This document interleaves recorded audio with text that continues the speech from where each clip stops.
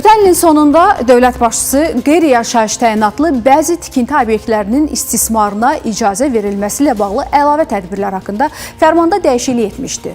Bu obyektlərin sənədləşdirilməsi ilə bağlı müddət də uzadılmışdı. Artıq verilən vaxt bu ilin sonunda başa çatır.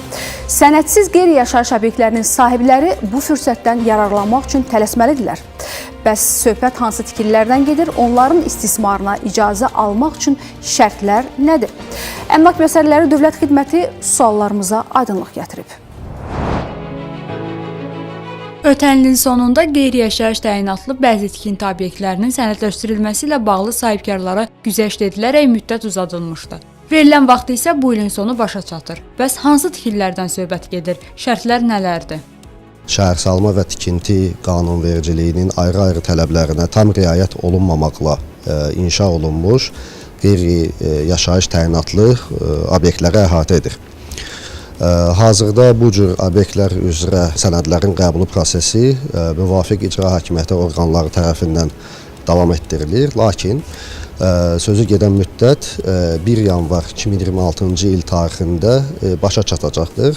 Yəni, qeyd olunmuş obyektlər üzrə müraciətlər həmin tarixdən sonra qəbul olunmayacaqdır. Bu səbəbdən bu cür obyekt sahiblərinə 2026-cı ilin 1 yanvar tarixinədək tələb olunan sənədlərlə Fövqəladə Hallar Nazirliyinin regional mərkəzlərinə müraciət etmək və mövcud imkandan yararlanmaq tövsiyə olunur. Mehdi Səmədov bildirir ki, sənədləşdirmə həmin obyektlərin gələcəkdə qanun çərçivəsində istismarının təmin edilməsi baxımından önəmlidir. Obyektlərə mülkiyyət hüququnu təsdiq edən sənədlərin verilməsi sahibkarlıq fəaliyyətinin genişləndirilməsinə və daşınmaz əmlak bazarının canlanmasına xüsusi önəm verəcəkdir və geniş imkanlar yaradır. Belə ki, sahibkarlar mülkiyyət hüququ dövlət qeydiyyatına alınmış əmlaklarını girov, sığorta, alqı-satqı və digər əməliyyatlar üçün istifadə edə biləcəklər.